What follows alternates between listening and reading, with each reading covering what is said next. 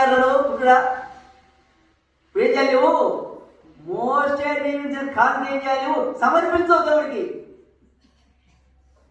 ఆజ్ఞించాడు. ఎందుకు? బాగా కాబట్టి, రక్షించబడ్డా కాబట్టి.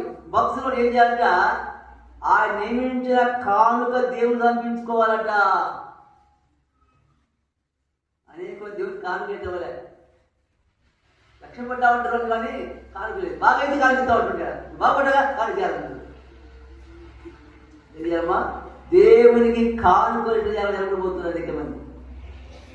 అది దగ్గర ఎలా ఉంటుంది? అందుకే లేమిలో కూడి వాళ్ళు అది కనుక నువ్వు రక్షిత బట్టి ఏం చేయాలి? నువ్వు లేమిలో కూడి దేవుడు తెలుసుకుంటే ఆ రాష్ట్రంలో వస్తారు. జరిగితే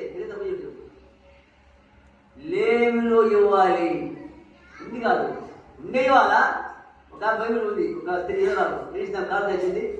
ఎంత ఇచ్చినామే? 2 కాసు వేసింది బాక్స్లో.